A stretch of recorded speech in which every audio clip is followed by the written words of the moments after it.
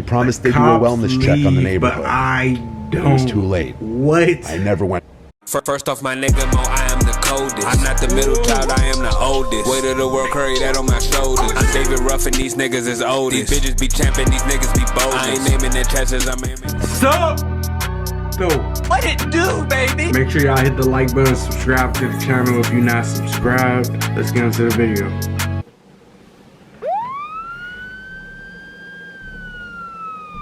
When the police don't help.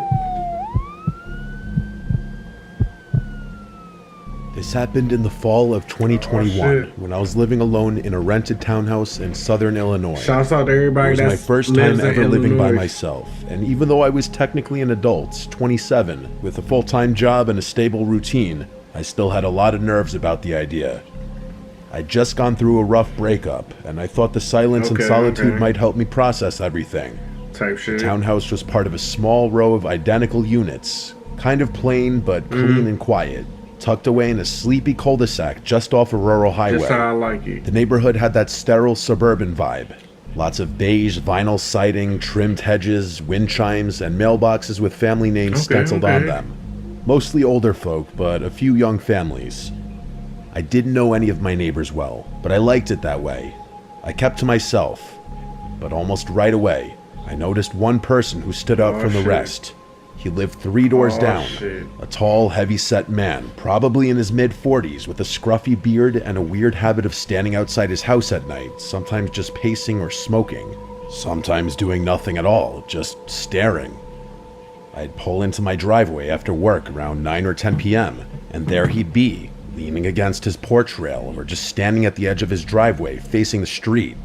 He never waved, never smiled. He just stared. Even if I looked directly at him, I tried to ignore it. A couple of times I mentioned it to friends or my mom, and they said maybe he was just a night owl or had insomnia, but there was something unsettling about him, like he was always watching but never participating. It wasn't just that he was there, it was the stillness. He didn't fidget or check his phone or shift his weight. He just stood there like a statue. I told myself not to be paranoid, but the more time passed, the more that gnawing feeling in my gut grew. Then the noises started. Do you feel weird? It was around mid-September when I first heard it. I had just gotten home from work after a long shift. And you had to see him doing that? I worked late hours managing inventory at a distribution center, and I usually got in around 10:30 p.m., exhausted, grabbing a bite to eat, and crashing. That night, I fell asleep around midnight. At exactly 2:37 a.m., I woke up to a sound I can only describe as metal scraping against wood. At first, I thought I had dreamed it, but then I heard it again. A long, slow creaking noise, like an old gate opening. My bedroom was on the first floor, at the back of the unit, and I had a sliding glass door with vertical blinds that led to a small, fenced-in backyard. I sat up in bed, heart racing, and listened. There was a pause. Then I heard footsteps, soft crunching sounds, like someone walking slowly across gravel. Yeah, that's what I was saying. The entire backyard was lined with decorative rock instead of grass, so you could hear every footstep clearly. These weren't animal sounds. I grabbed my phone and crept out of bed. Boots I didn't have a weapon, just a dull kitchen knife I kept in my nightstand, just in case, which at the time felt kind of ridiculous. I crouched by the edge of the window and peeked through the blinds. I couldn't see anything. The motion light wasn't on, which meant either they were out of range or had come in a different way. I dialed 911.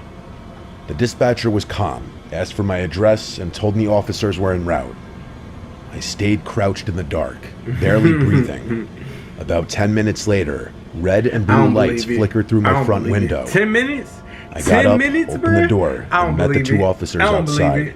I don't believe it. I explained everything. They in Illinois, but 10 minutes? What time it started. One of them walked around the back while the other stayed with me and asked a few questions. The officer in the yard came back and said the gate was closed and there were no signs of tampering, but said he'd write up a report just in case. That's right. I didn't see anyone.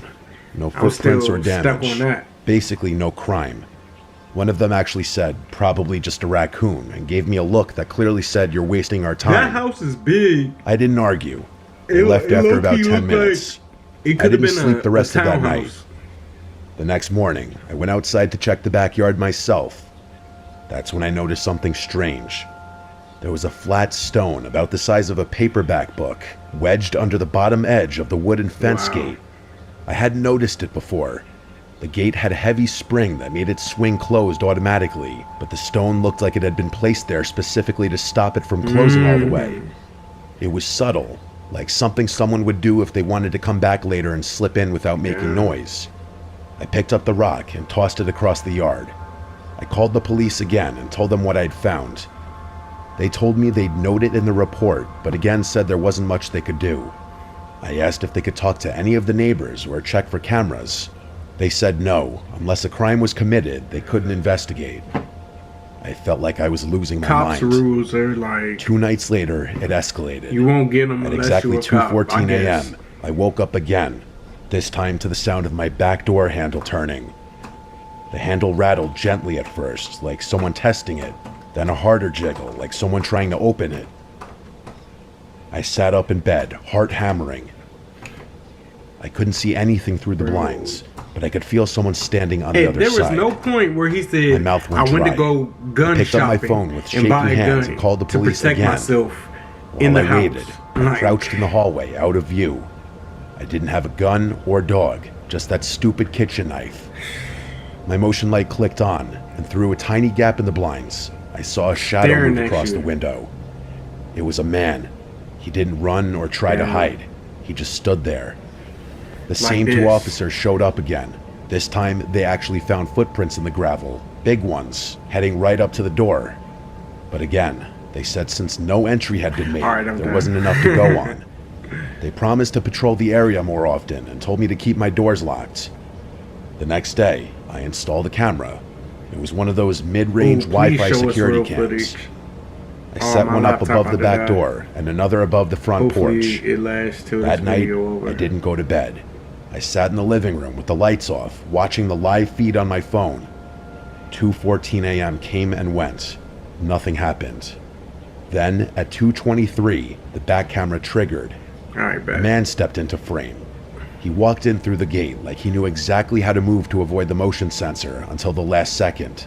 He was tall and broad, wearing a black hoodie with the hood up, jeans and gloves. Shouts out to the He walked black up to the hoodies, door, man. looked up directly at the camera, and smiled. Oh, A slow, stretched out grin. Then he backed up, still no way staring, that's him. and disappeared into the dark. that's Called crazy. the police again, and they came back, watched the clip, and admitted that yes, it was unsettling. But since he didn't break in, didn't damage property, and didn't appear to be armed, there was still Didn't allegedly damage nothing property. they could He's do. on your property. They wouldn't even ask the guy down the street to He check is his doorbell on your cam. property, though. I begged them. They said their hands were tied. That night, I packed a bag and slept But at a he's hotel. on the property. When I came back the next day, I found 4 muddy handprints on the glass door. 2 high up and 2 low, like someone had crouched down and just rested their hands there for a while, staring in. That's Moved crazy, out a week bro. later. I broke my lease and forfeited my deposit. I didn't care. I wouldn't either. I couldn't mean, stay there if another you would have night. bought a gun, The final You would've straw felt was the better. note I found, wedged in my mailbox the day I left. It was handwritten in small cramped letters on lined notebook paper. It said, "The cops leave, but I don't." I filed one last report.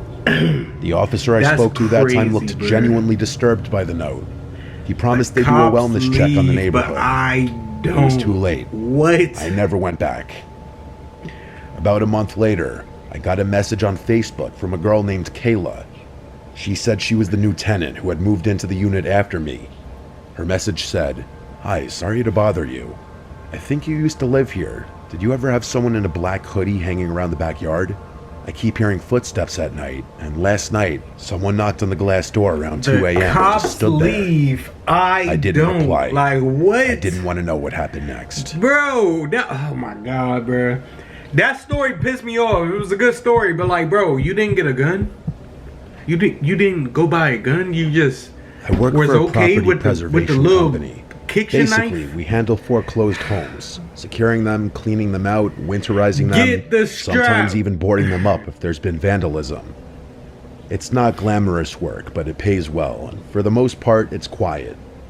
You spend a lot of time alone in houses that used to belong to people who are long gone, Sometimes it's sad, sometimes it's just boring, but every once in a while, you get a house that feels unsettling.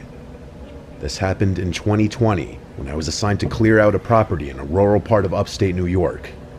It was one of those dying places, only one gas station, half the businesses shuttered, roads cracked and overgrown.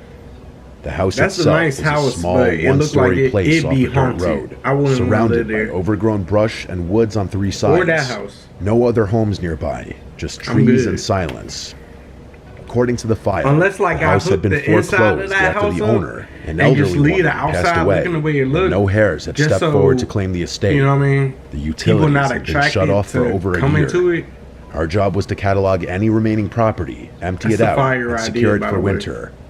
I drove up on a Monday morning around 9 a.m. with a small box truck and all my gear. From the outside, the house looked intact. Windows closed, door locked, roof fine. Just a lot of weeds and vines climbing up the porch. Okay. I had to shove the front door open because it had swollen in the frame, but once inside, everything looked pretty standard. It was dusty, stale air and faded furniture. Then my work phone rang. It startled me because I had no signal out there. I'd already checked and noticed I had no bars, but the phone buzzed anyway. There was no number on the caller ID. It just said unknown caller. I answered, and there was nothing. Just a low crackling sound, like static. I said hello twice, then hung up. Chalked it up to a glitch. I got to work. I always start with photos, documenting every room, every item. The living room was cluttered with old furniture, lace curtains, some framed paintings. It reminded me of my grandma's house. Heavy furniture, doilies, porcelain figures. The hallway had a smell. Not rot, more like mildew and dust, and something faintly metallic. There were three Damn, it bedrooms. smelled like metal One had been in the stripped house? bare except for a the sagging old mattress on the house? floor. Another was clearly a sewing room, with thread spools everywhere and a dusty machine on the desk. I took a closer look, and there was a corkboard filled with old newspaper clippings. They were mostly obituaries. Dozens of them, all clipped out with scissors and pinned carefully to the board. No names I recognized, all local. I moved on. In the master bedroom, there was a rotary phone on the nightstand. I remember stopping and staring at it for a second because I hadn't seen one in years. I don't know how to use one of those. Like, It was to off-white, put numbers yellow in. with age, I never, with a long coiled cord. I never had that The kind of phone that before. would never ring again because the line had been cut long ago. I'm assuming you Moved on to go the to the bathroom. number, That's then when go my phone rang around, again. go to the next one, type shit. It said unknown caller again. This time, I hesitated. I picked it up, stepped out into the hallway, and answered. Hello. Again, nothing. But this time, after about 5 seconds, I heard a whisper. Very soft, so quiet I could barely make it out. It said, "Don't answer the phone in the bedroom." Then the line went dead. I stood there, frozen, heart pounding. The house was dead silent. I checked the windows, all closed. Nobody was outside, and there was no sign of forced that's entry. weird. My first thought That's was that weird. someone had pranked me. It's what anyone would think. Maybe one of the other crew guys was messing with me, but no one else knew I was there that early. And again, I had no signal. Oh, nah. I checked my phone. 1 bar, then nothing. Like it bar. flickered in and out of existence. I tried calling my supervisor, but the call failed. I decided to finish the job quickly. I started boxing up loose items in the living room. Books, figurines, dusty glassware. But the whole time, I felt off. Like I was being watched. That's not a good I feeling. kept glancing toward the hallway, to feel half expecting to watched, see bruh, someone standing down It's there. not a good feeling. Then the phone rang a third time. But not my phone. The rotary phone in the bedroom. Wow. I heard it from across the house. A shrill, mechanical ring that echoed through the rooms. That phone should have been dead. The line was disconnected. No dial tone and no service. But yet it rang, like an old-fashioned bell. I walked slowly down the hallway toward the bedroom, phone still in my hand. It rang again and again. I stepped into the doorway. The phone sat on the nightstand. the receiver trembling Trying to see slightly how with the each police ring. not helping. There was in no this chance story. I was picking up that phone. The rings eventually stopped. I backed out of the room. I wanted to leave, but part of my job was securing the property, and I still had to check the Oh basement. damn!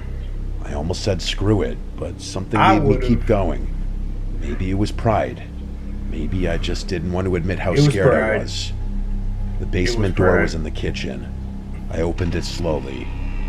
The stairs creaked as I stepped down, flashlight in hand.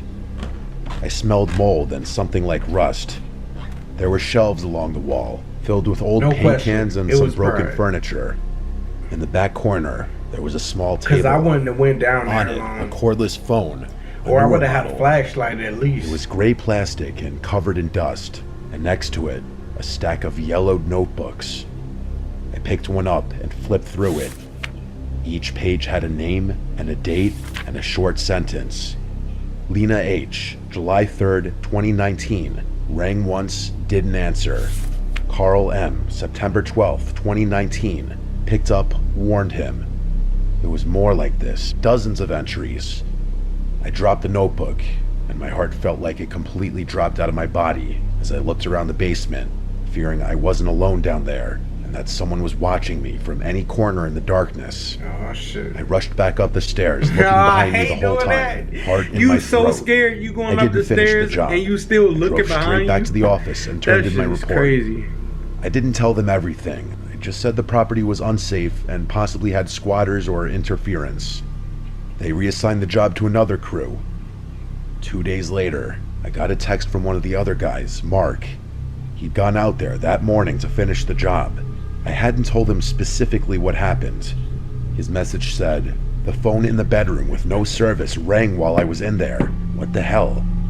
I called his work cell phone immediately, and he told me he didn't answer the phone in the house because he was too freaked out. The next day, Mark apparently quit without notice and never returned to work. He's not dead or anything. I admittedly looked him up on Facebook eventually, and he posted stuff since then, but I never spoke to him again. I don't know what else he saw Work in the friends house. type shit. Must have been something bad Or y'all enough for him work to want to together. distance himself from this job. Co-workers. My boss did call the police to report the potential squatters after Mark quit, but they found nobody inside of the house. Everything about that house, from its location to its eerie, dilapidated interior, to the phone calls to my cell phone, and that voice on that line, and that damn house phone ringing. It's like I found myself in a legitimate horror movie. I swear it had to be one of two things: an elaborate sick prank or an equally elaborate trap. Good story, bud. I thought it was gonna be a ghost involved, but oh well. This happened in 2019. I This was story in my late better be 20s, good. living alone in a rental house in a quiet neighborhood on the edge of town. It wasn't a fancy place, just an older one-story house with creaky floors, thin walls, and a small backyard. But it was cheap, and it came with a basement, which I used to store extra furniture and tools and stuff. Respect. I moved in that spring, and for the first few months, nothing strange happened. The house had its quirks. Some pipes rattled when you turn on the shower, and there was this one kitchen cabinet that always swung open on its own, but nothing unusual for a place that old. The only part I didn't like was the basement. The door was in the hallway next to the bathroom. That's it was common. heavy and stuck a little when you opened it, and the light switch for the basement was actually My halfway basement down the door's, stairs, which meant you had to walk down a few Right steps in beside total the darkness bathroom before you too, could like reach it. across. The first time I went down hall. there, I honestly felt weird. Not scared exactly, but uneasy. The single bulb didn't do much to light the corners, and the whole place smelled like old wood. But I didn't have any reason to be down there for long, so I stored my things, shut the door, and didn't think much of it. That changed around late October. I had just gotten home from work. I'm a night shift security guard, so I usually get home around 3 a.m., and I was heading to the bathroom before bed when I heard something. Shit. It sounded like a faint knock. 3 soft taps. It came from behind the basement door. I froze in place. At My first, heart I would've thought been- maybe I imagined would've it. been Maybe it was jumping, the yeah. pipes or the house settling. But as I stood there, holding my breath, I heard it again. 3 distinct knocks. I backed up a few steps and stared at the door, and then I waited. There was just silence now. I remember whispering to myself, it's just the house, even though I didn't really believe it. I didn't open the door. I went to my bedroom, locked the door, and stayed awake for the next 2 hours, listening. Eventually, I fell asleep with the TV on. The next morning, I checked the basement. I opened the door, went down the stairs, and turned on the light. Everything was exactly the way I left it. No signs of anyone having been down there. No footprints in the dust, no broken windows. I convinced myself it had to be the house shifting, or maybe a small animal that got in somehow. I moved on. But a few nights later, it happened again. Shit. This time, I was in the bathroom brushing my teeth when I heard the knock. Not 3 taps this time, just 1, but it was loud, and it was close, like someone had used their knuckles hard against the basement door. I opened the bathroom door and looked. The basement door was closed. Nothing moved. The hallway was quiet. I walked over and put my ear against the wood. At first, I heard nothing, ear to the but then, door. very faint, I heard what sounded like breathing. Slow, steady, as if someone was standing on the other side, waiting. I backed away and went to my room, again locking the door. No strap? I called my No landlord. strap? I told him something strange was going on in the basement, that I thought someone had maybe gotten into the house somehow. Nobody's grabbed a He gun seemed in these skeptical, videos, but said he'd bro. come by to check it out. When he arrived in the morning, we both went down into the basement together. He looked around, checked the windows, the walls, even the Nobody's grabbed a foundation. gun. Nothing was damaged or broken. No signs of a Nobody break-in or grabbed a animals. weapon. Nobody mentioned a I didn't weapon say in these anything. stories. I couldn't explain what I was hearing, and I didn't want to sound crazy. For the next week, things were quiet. I started to think that maybe I was just overtired or imagining things. I was working too much after all. But then, one night around Here 2 we go. a.m., I was sitting on my couch watching TV when I heard the basement door creak. Not a knock or slam, but a creak, like it was slowly swinging open. I sat up straight and turned off the volume. I could hear it, the slow, grinding creak of the hinges moving. I got up and peeked down the hallway, and the basement door was wide open. Here we go. I hadn't opened it in over a Basement week. door open. I hadn't even touched it. You see how dark I that grabbed is, the flashlight and slowly walked toward it. I didn't have a weapon. Of course you but I didn't had have no a choice. weapon. I had to I know ain't what heard was going nobody on. say nothing about a weapon I yet. stood at the top of the stairs Like, and bruh. shined the light down. Fuck is you The basement doing? was pitch black. The bulb wasn't on. I reached around the corner and flicked the switch. Nothing. It was dead. The bulb must have burned out. That's when I heard footsteps coming up the stairs. They weren't rushing. They were slow, but they were 100% All you had to footsteps. do is sit I at backed the away. step. My hands were shaking. Just put your I foot in slammed the their door chest. shut and held the handle tight. For a moment, I felt the pressure of something on the other side, like it was leaning against the door. Then it stopped. I locked the door and called the police.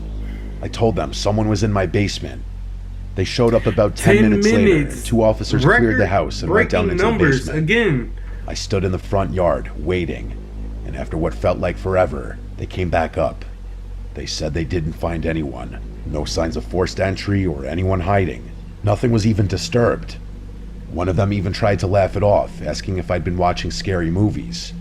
I knew what I heard. After they left, I didn't go back inside right away. I just stood there, staring at that house. You just Finally, I couldn't went back do in, anything. locked every door and window, You and did stayed up everything until the but sun came up. buy a gun. That morning, I bought a padlock and installed it on the basement door. I didn't care if it was allowed or not. I needed it. For the next Crazy. month, the basement Crazy. stayed quiet. No sounds or knocks or anything. I almost let myself relax. Then one night, I got home from work and noticed the basement door was open. Not just unlocked. Now you leave. The padlock was lying on the You floor. ain't even put a broken. cross up, The door itself rosary, was slightly ajar. gun. I hadn't You didn't, touched that you door didn't in do weeks. nothing. You just scared. I stood It's there just a bunch staring of at it. pickle boys. For the first time, in this I video. realized something.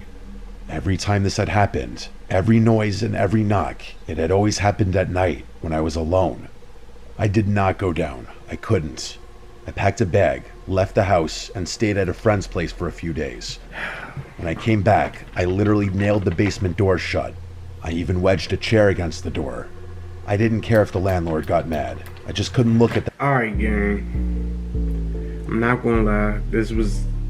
I don't like how scary these people are in these stories. Like, nobody grabbed a gun. Nobody stood up for themselves. Everybody was scared and called the police. And the police couldn't do nothing. That's what I got from this. Good stories. Because I was, like, locked in on some of them. But y'all hit the like button. Subscribe to the channel. Leave me a comment. Let me know. How did you feel, bruh? Like, something inside me as a man could not go for nothing that the dudes in this story was talking about. So let me know how y'all feel. If you got better stories, better scary videos, let me know in the comment section. Hit me up on Instagram. I'll catch y'all on the next one. So, yeah, I told myself no back, you can just keep your love, I'm cool with it. Try to let them in, they backing up, they said can't handle it. Just give me some time, my man is fit. She said she need my heart, so why she down the shit? Yeah. I saw the game slide. Yeah, sitting there for the coupe, I saw the game slide. Yeah, sitting there for the. I got a bad bitch on me, yeah, sitting there for the. Yeah, sitting there for the coupe, I saw the game slide. Yeah, bad bitch on my line, she getting too red beside it. Yeah, pussy function. I got a game beside me. Said I be making her mad, she getting too red like targets. I just can't get my mama off me.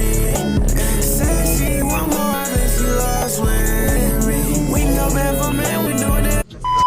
Keep it cool. Keep it classy. We love you. Stay awesome. Always. And forever.